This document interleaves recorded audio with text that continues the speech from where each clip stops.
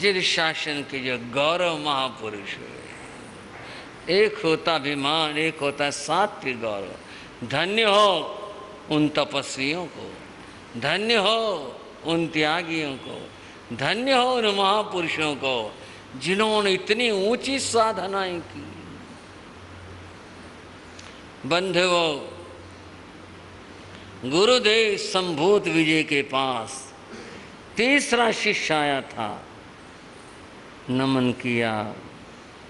उसने प्रार्थना की, गुरुदेव मैं देखना चाहता हूँ कि शरीर के प्रति मेरा मोह कितना छूटा है। मैं देखना चाहता हूँ मेरा ध्यान कैसा है, यह ध्यान अचल है या सचल है, कैसा है, मैं देखना चाहता हूँ। बोलो क्या भावना है तुम्हारी। मैं चातुर्मास आ रहा है, चातुर्मास करना है, एकाकी अकेले चातुर्मास आपकी आज्ञा प्राप्त करूं तो करूं। कहाँ करना है? मैं कुएं के मुंडेर के ऊपर चातुर्मास करना चाहता हूं। कहाँ बताया भाई? कुएं के मुंडेर पर, वहां खड़े होकर के। गुरु को पहले दो शिष्यों की बात पर भी आश्चर्य हुआ था। जिसने सिंह की गुफा पर चातुर्मास की आज्ञा मांगी, दूसरे ने सरब के बांबी की मांगी, गुरु ने दे दी। तीसरा कुएं के मुंडेर की आज्ञा मांग रहा है। कुछ पल गुरु ने सोचा और बोले, वत्स विचार कर लो, स्वयं को तौल लो, बहुत कठिन कार्य है। कुएं के मुंडेर पर खड़े होना, पर साधना करने वाले भी अद्भुत होते हैं। ये तो हमारी गौरवपूर्ण कथाएं हैं ही हैं।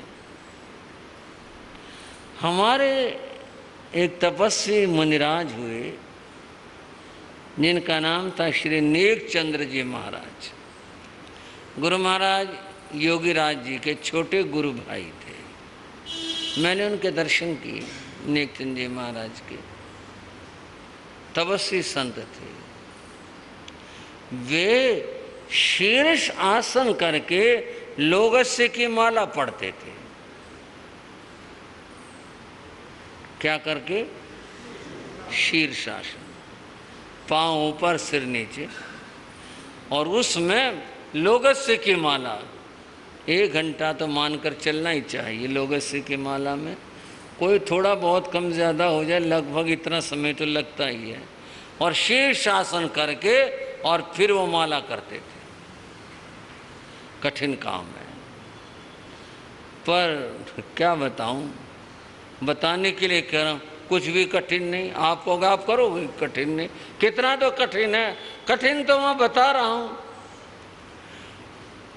जो मकान की छत होती है और जो मुंडेर होती है, उन्होंने उस मुंडेर के ऊपर शीर्षासन करके लोग उसके माला करके दिखा दी।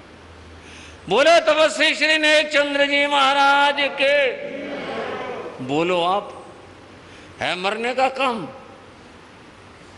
चलो भाई छत पे कर लो, फर्श पर कर लो, ऐसी जगह हो कोई बैलेंस बिगड़ जाए, आदमी अपने पांव मोड़ के नीचे उतर जाए, गिर भी पड़े तो ऐसी कोई इतनी ज्यादा संभावना नहीं।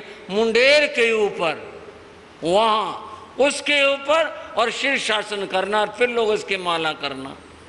साधुओं की बात है बड़ी विचित्र, कैसी कैसी साधनाएं। ये तो हमारी कथा बड़ी अद्भुत है ही है।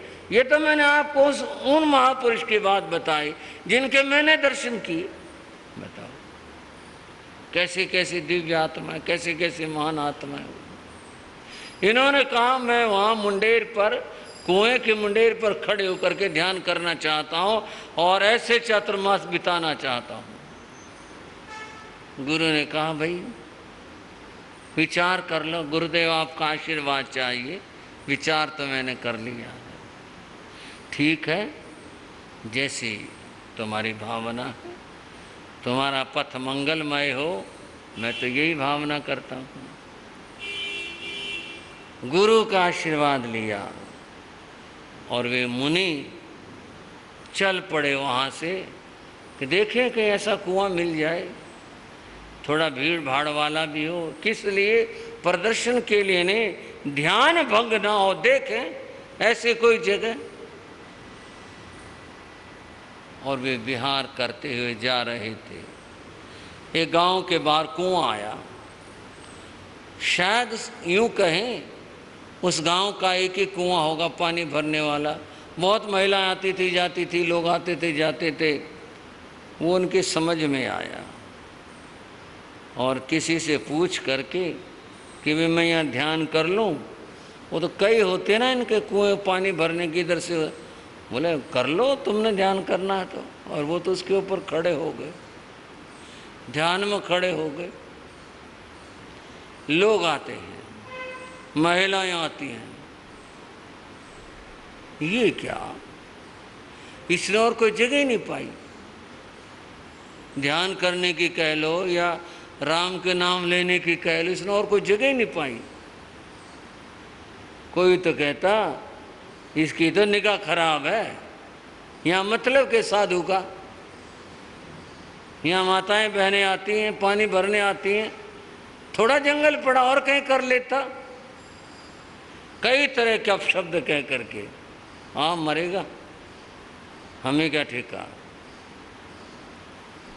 कई दिन हो गए देखते हुए, अब बात यूं होने लगे, ना बहन ऐसी बात तो नहीं है, साधु तो कोई बहुत ही पहुंचा हुआ है, ये तो खड़ा ही रहता है और इसके मरने का डर नहीं, इसने तो मौत को ही जीत लिया।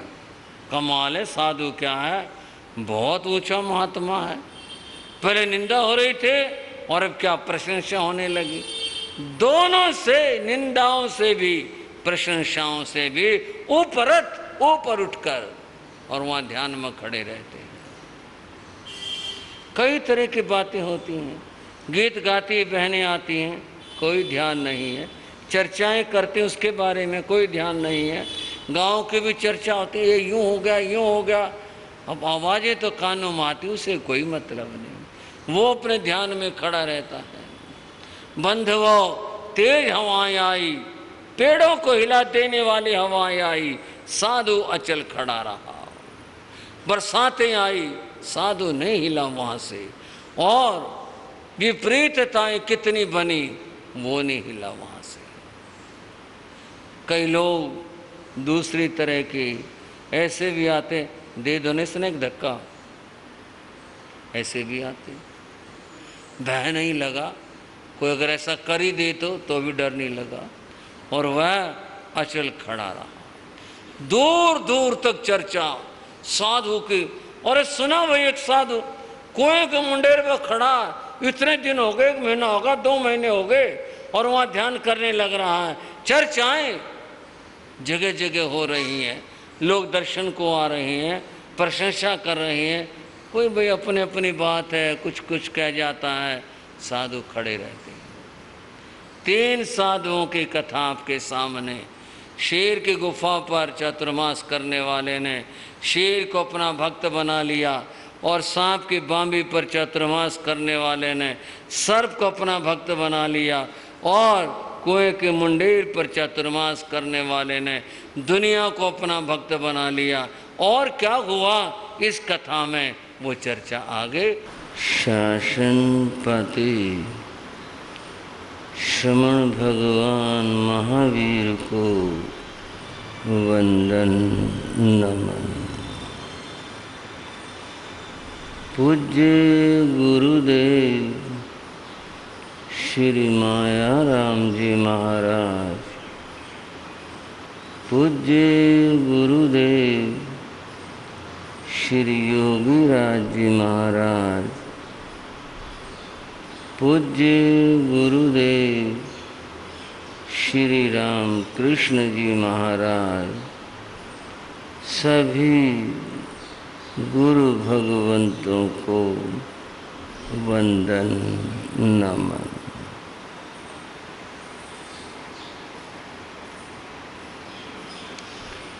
श्रद्धाशील बंधुओं एवं श्रद्धाशील बाहर, आपके सामने श्री उत्तराध्ययन सूत्र की चर्चा चल रही है। इस शास्त्र के हम 9वें अध्याय की बात कर रहे हैं। आप सुन रहे थे नमिराज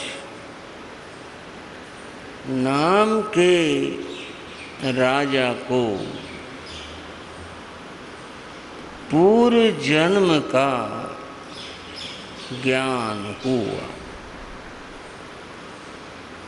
जिसको जाति संवरण ज्ञान कहते हैं, यह उन्हें प्राप्त हुआ। कैसे हुआ, क्या घटना घटी, ये सब आप सुन चुके। अब तो बात यहाँ से है कि ज्ञान हुआ, पूर्व जन्म का ज्ञान हुआ। इस ज्ञान होने से क्या हुआ, क्या उन्हें लाभ हुआ, क्या विशेष बात हुई, आगे क्या घटा, ये बहुत सारे प्रश्न हैं। इन्हीं प्रश्नों की परिक्रमा करते हुए कुछ बात करेंगे। श्री उत्तराध्ययन सूत्र में ही एक जगह पर वर्णन आया, जिक्र चला, नाण संपन्न आयणं भन्ते जीवे किम जनयति। भगवान किसी को बोधि लाभ हो जाए, ज्ञान का लाभ हो जाए, ज्ञान प्राप्त हो जाए, तो इसका क्या फल होगा, क्या लाभ होगा। ज्ञान हो गया, किसी को भी हो गया। ज्ञान होने के बाद क्या लाभ होगा। भगवान ने फरमाया, नाण संपन्न आयणं जीवे सब भावा ही गमं जाणयति। नाण संपन्न आयणं जीवे चाउरंते संसार कंतारे न विनश्यति। एक तो जिसे ज्ञान हो जाता है उसमें निश्चय आ जाता है। जब तक ज्ञान नहीं होता तब तक चित्त भ्रमित रहता है, डामाडोल रहता है। पता नहीं ठीक है कि नहीं है, ये क्या माने, क्या कहें, अच्छा रहेगा नहीं रहेगा, न जाने कितनी बातें उस व्यक्ति के मानस में आती। और जब ज्ञान हो जाता है तो एक स्थिरता आती है, निश्चय आता है,